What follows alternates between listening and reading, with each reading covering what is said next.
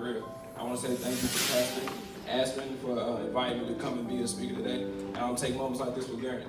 I really don't. So I'm here to share my story, to let y'all know a little bit about me, what I've been through. Hey, I won't be before y'all long. They gave me 10 minutes. I told myself I got 9 minutes and 50 seconds to give y'all everything that I got, okay? And I got my timer right here behind me in my pocket. So if y'all hear it go off, and I'm talking, just say, everybody just shout out and say, shut up! And I promise y'all shut up, okay?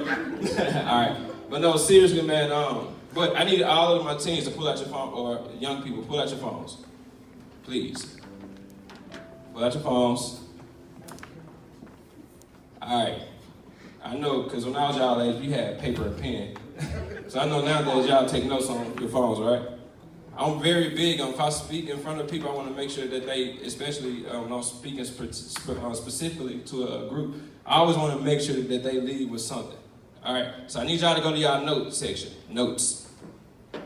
Y'all know the little note thing, right? The little notepad in your phones. And then, Androids, I'm sorry, but, all right, no shade.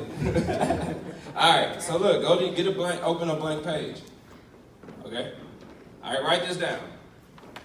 Got 8 minutes left, okay? Say, I am somebody. I am somebody. There y'all go. Well, write it down too, but y'all can say it too. Write it down, say, I am somebody. Okay? Say, I am powerful. Write it down and say it. Either way, don't matter. So, all right, right. I'm used to having people repeat after me, but I don't want y'all to put it in your phone. All right, say, I am gifted. I am gifted. Appreciate you.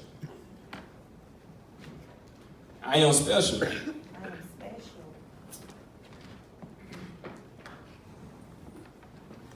Say, nothing can stop me.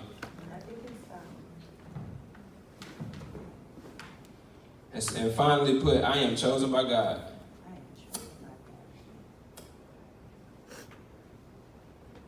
All right, so I want y'all to, every morning, okay, when you get up, all right, get you some quiet time.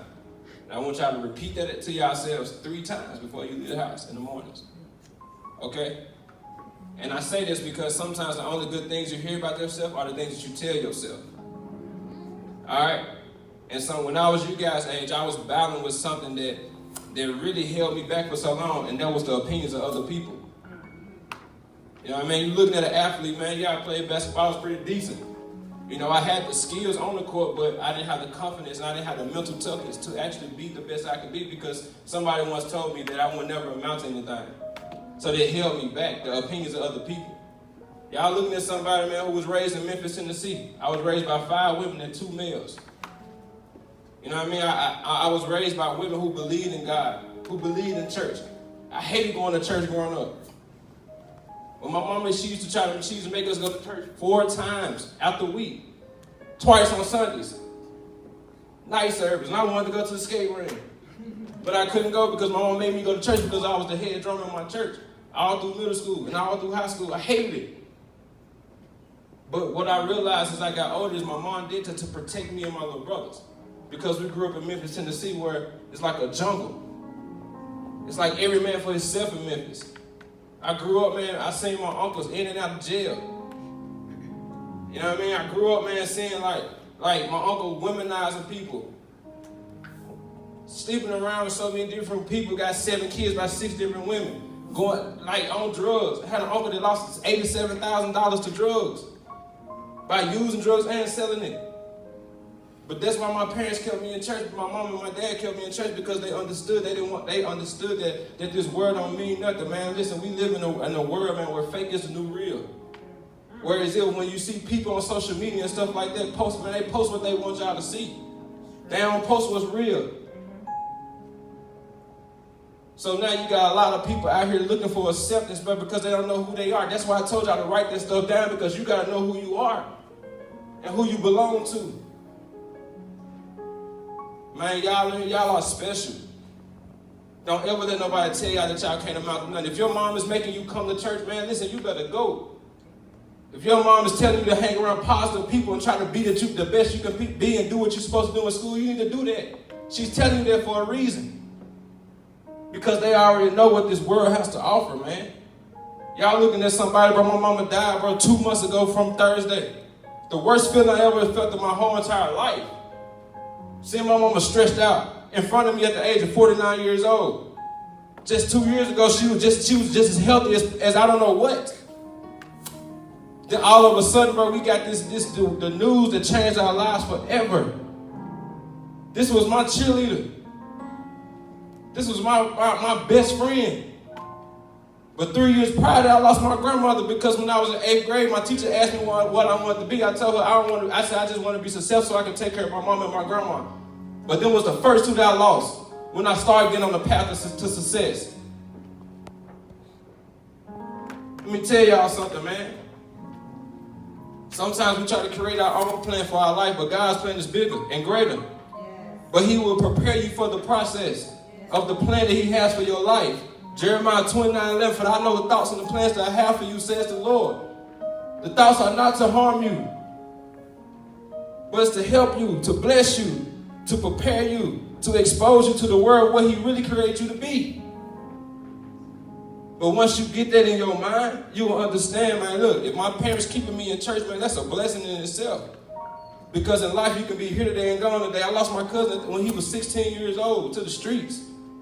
I was 12 years old. I'll never forget, we had to drive to Chicago, Illinois, just to bury my cousin. And my grandma had to go up there and give a speech and give remarks over her first grandchild. Her oldest grandboy, and he died at the age of 16. You know how much that took? I told myself when I see my grandma walk up there and give those remarks and tell about my cousin's life, I said, I told myself I never want to bring that type of pain on my grandmother again.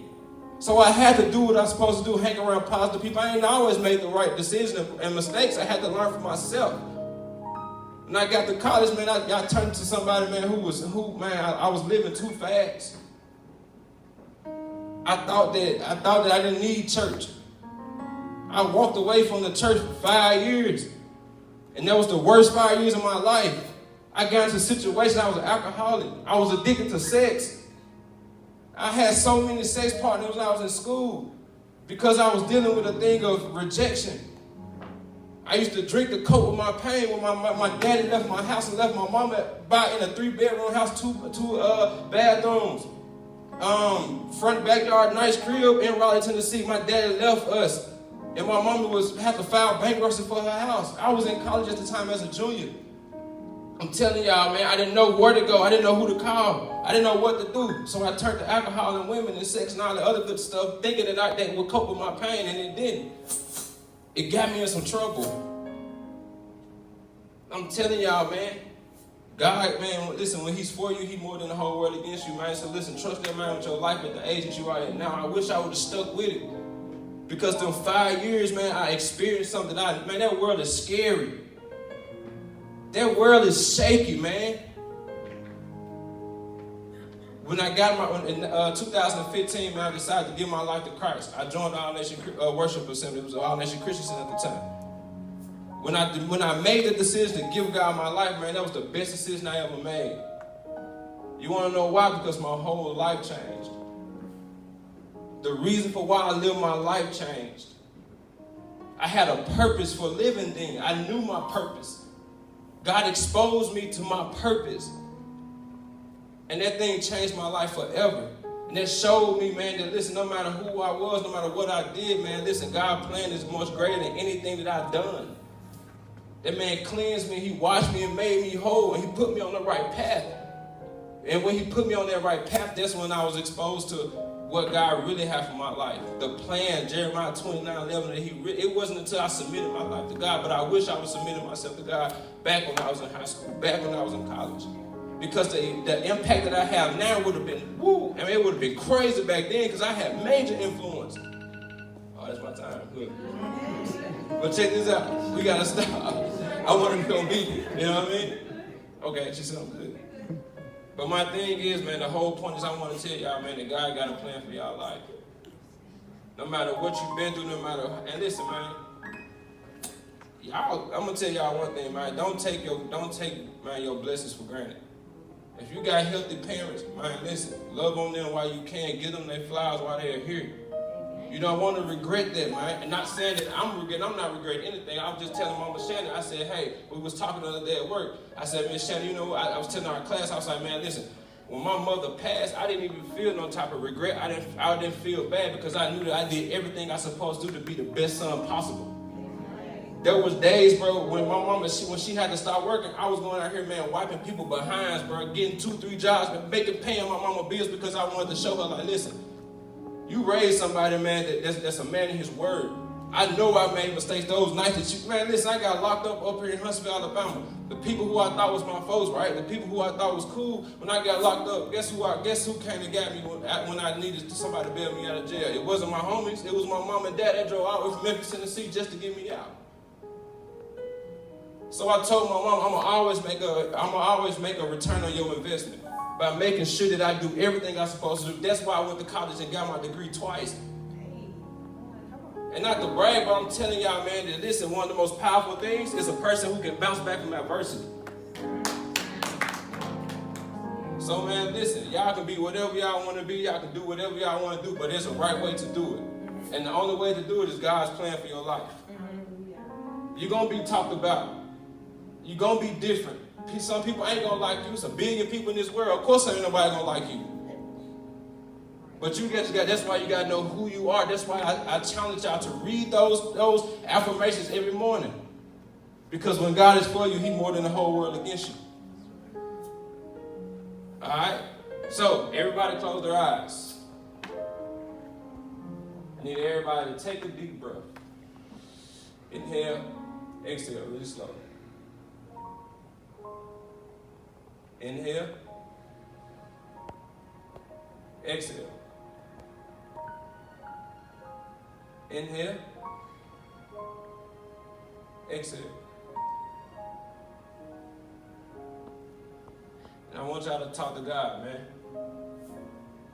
Tell Him how you feel right now. Let Him know how much He means to you, man.